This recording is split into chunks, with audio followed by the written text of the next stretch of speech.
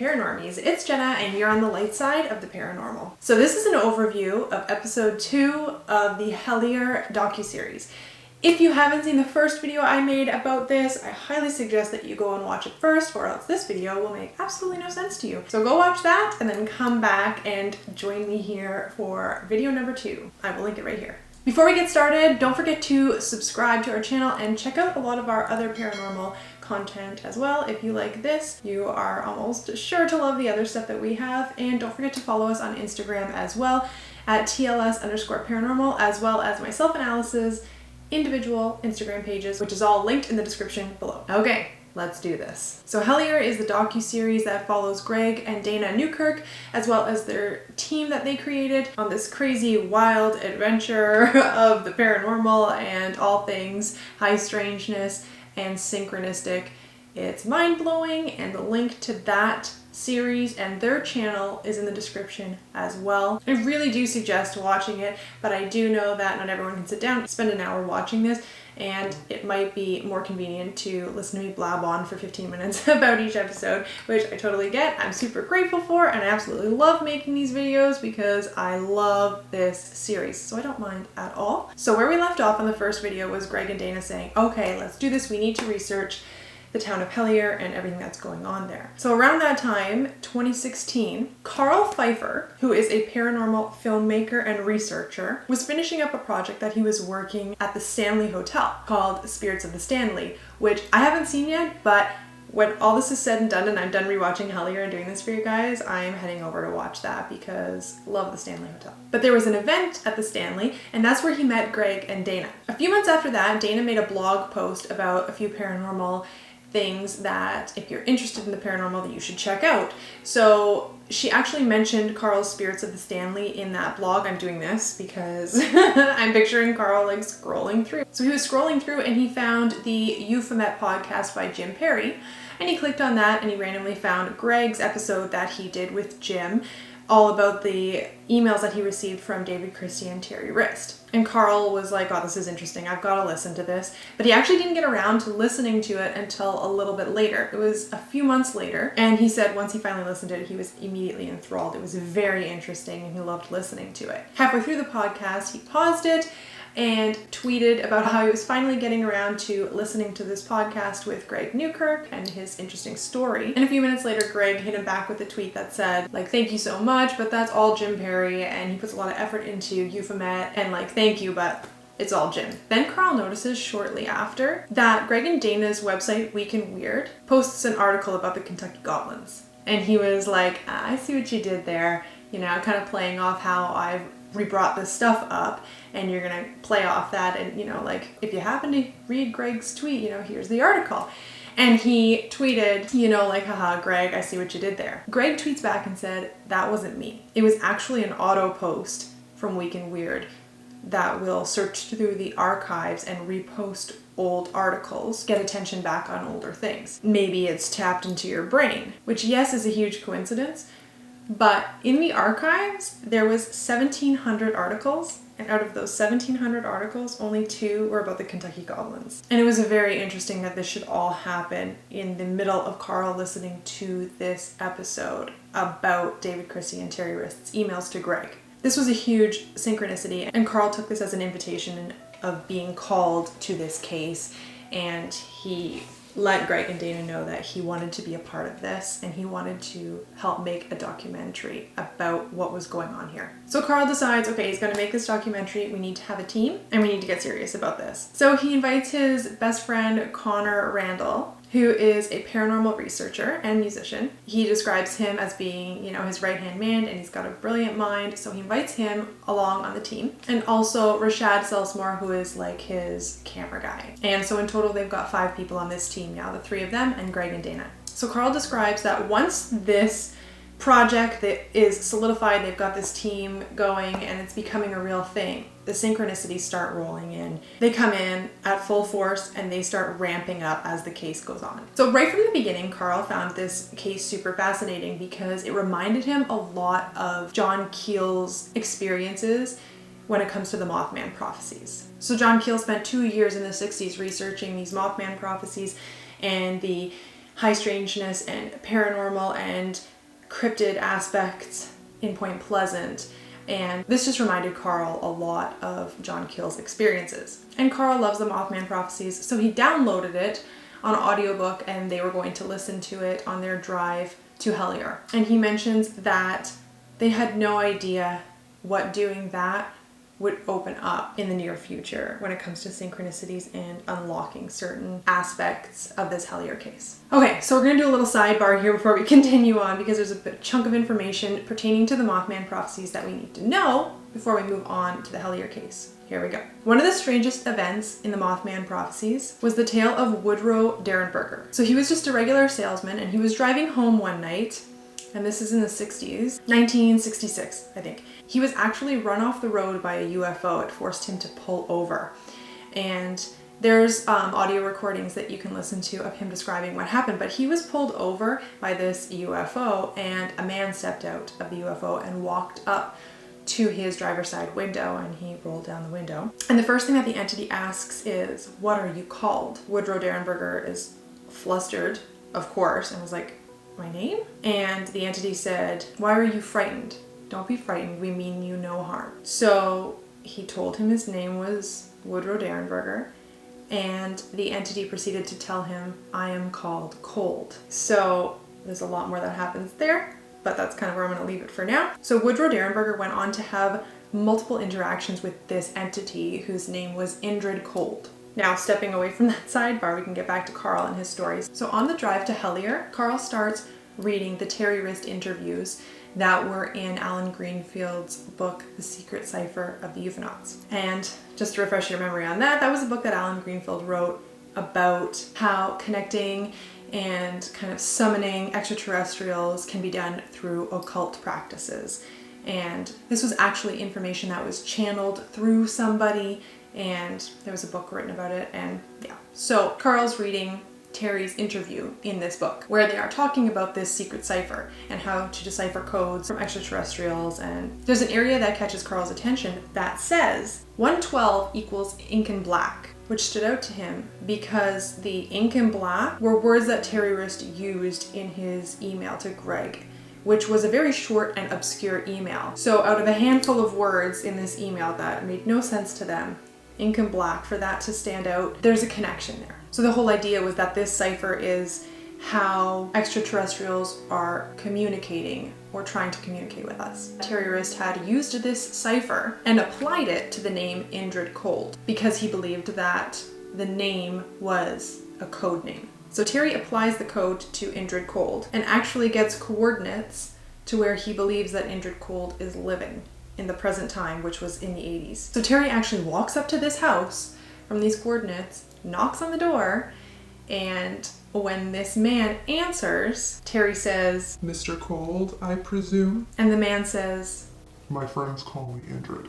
Which is like super interesting. Apparently, Terry Wrist ended up finding Indrid Cold, which... So in this interview, Alan Greenfield, the guy who wrote The Secret Cipher of the Euphonauts, who interviewed Terry Wrist, says to Terry, you know, like they refer to Indrid Cold as one of the blondes, which is a term for an extraterrestrial race, kind of like the Greys. And Alan Greenfield said, "Was Indrid Cold a black man?" And Terry said, Yeah, like, the term blondes isn't really race related when it comes to the extraterrestrials.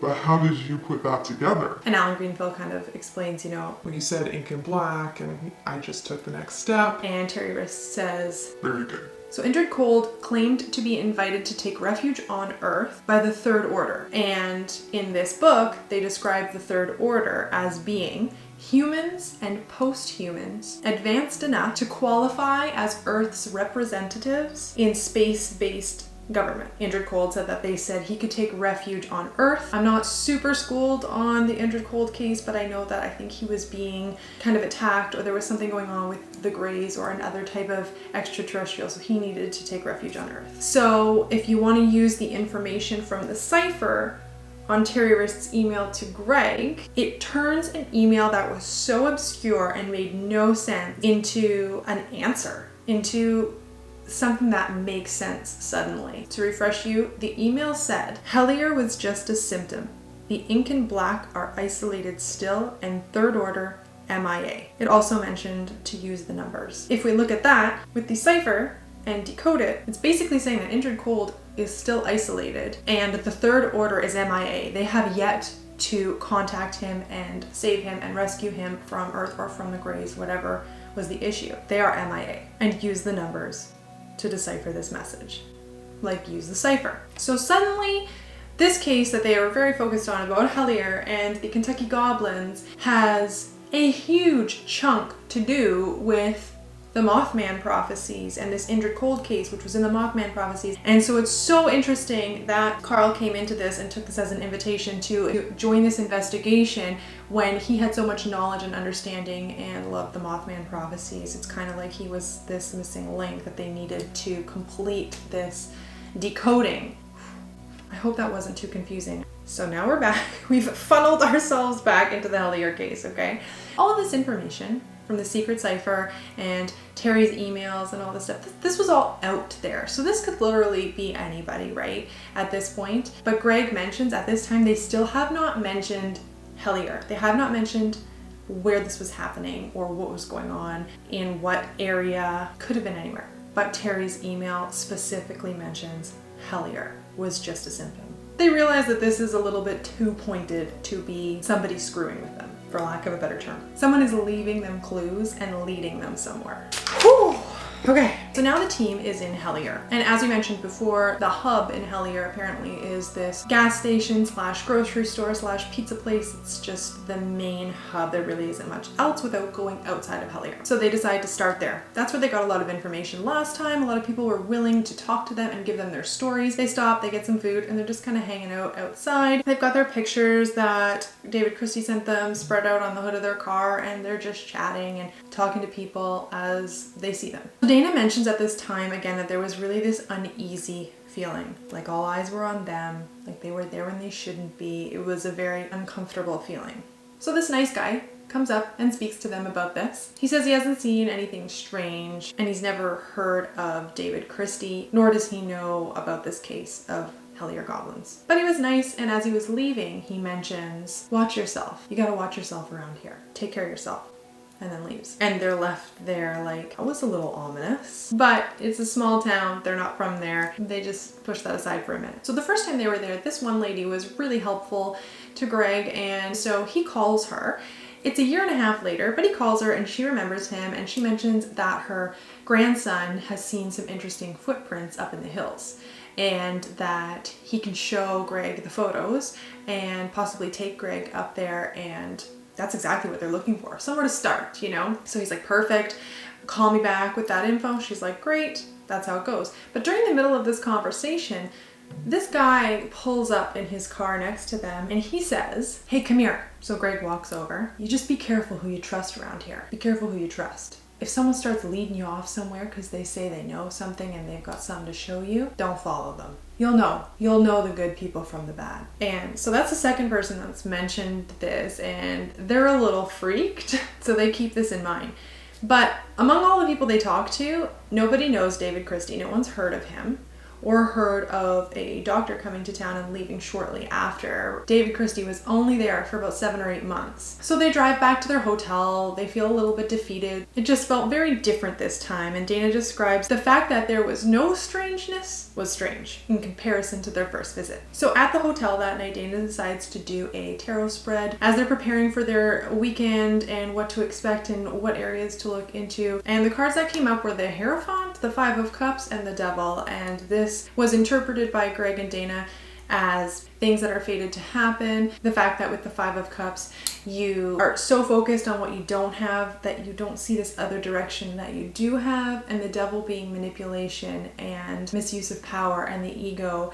And so they just kind of keep this in mind. There's a lot of different ways this can be interpreted, but they keep that in mind. So the next day, they decide that they're going to do groundwork. They're going to call the local police, they're going to call the media, like the newspaper, the radio station. And Greg mentions that his experiences when it comes to being a paranormal researcher is that most people, whether they believe in the paranormal or not, or that they feel you're validated in the work that you're doing or not, they want to help. They want to help. It's interesting. It piques a lot of people's interest. and they would like to help out in any way possible. Their experience in Hellier was the exact opposite. Greg called the police station and nobody answered. He tried different departments, nobody answered. He got an answering machine for every department, or this number is no longer in service. This extension no longer works. He left messages where he could, but no call was ever returned. It is strange to call a police department and not get anybody. I understand possibly hearing the message that he's a paranormal investigator, they don't even want to go there, so they don't return the call. Okay. But they called and they tried different extensions. They were unable to get a hold of anyone at the police department. That's kind of scary. They moved on and they moved to the newspaper. They wanted nothing to do with it. They said, try the radio station. They called the radio station. They said, you know, we're busy. So that in and itself was really interesting and kind of a little red flag-ish and strange. Everybody blew them off with no help and no interest. So from this, still feeling defeated, they decided to drive around and look for the house that they found on their first visit that they thought might be David Christie's. They drove around for a long time and they didn't find it. They don't know how they got to that house previously. They realized later that they did have footage of it that they could have gone back to. At this time, they didn't realize that, and they didn't find the house. But while driving around, they came across these two men. They pulled up and rolled the window down. They said, you know, can you guys give us a hand? And these two men were super helpful. They had no idea who David Christie was. Again, no idea of a doctor who showed up and took off 7-8 months later. They gave them two really good pieces of information. The first one being that upon looking at the photos of the footprints, these two men were old coal miners, so they could identify that the footprints were in what is called slurry. And so slurry is when an old mine is boarded up, it's flooded so that people will stay out of it, but eventually the pressure builds up and it kind of blows out into this mucky coal mixed with water and mud. They identified that these footprints looked like they were made in slurry. And they said, yeah, there's a lot of places in the area that fit that description of what they're looking at with the slurry coming out of the cave. But it's funny because they also mentioned, no, they've never heard of anything strange, nothing like that. And then they mention, oh, but when we were kids, you know, there was a mine way down at the end of this road, and people used to say they'd hear a baby crying in that mine cave, and that was kind of freaky, and that was the story that was going around when we were kids, which stands out to me because hearing a baby cry can be something very paranormal. And I was really happy that in this episode Dana touches on that it sounds relatable to elementals and fairies and the fae. They are often associated with trickery, and they will play on human emotions, and you might hear the sound of a baby crying because they want to draw you into somewhere that you are not supposed to go. So that is really interesting to me. So for the next night, they decide to stay in a secluded log cabin about 20 to 30 minutes outside of Hellier in Pikeville. There's no cell phone service, there's no Wi-Fi, it's surrounded by a forest, they're secluded, which is great. They are probably, almost definitely, the only ones in that area on this night that are wanting to connect with whatever has drawn them here. So they decide to investigate where they are right now. For people's intentions to connect to whatever has called them out there, because chances are whatever has drawn them there knows they're there. So they decide to do a paranormal investigation. When they go out there, start to really put the intention that they're going to do this investigation, they start hearing a lot of things. Cracking and creaking and things being thrown at them. And they decide, what if, like the Five of Cups, we're focused on how, you know, nothing has really come of this Kentucky Goblins case right now, and we're missing the bigger picture here. Maybe this is just a piece of a really larger, like Hellier is just a symptom. And that is the end of episode 2. Episode 3 is all about the investigation, and it's so awesome. I will do a recap of episode 3, but I really suggest, if you like watching a paranormal investigation, it's a little slow going because it features the Estes method, which Alice and I do with the headphones and the blindfold and the spirit box, and so it's a little slow going, but the answers that they get are mind-blowing. And that is where this video ends. Please make sure to give this a like if you enjoyed this. I don't know if I'm a good storyteller. You guys seem to like these, so I'll keep doing them as long as you like them. But props to you if you made it to the end of this video. We love you guys so much. I will see you in the next one, so keep on creeping on. Bye.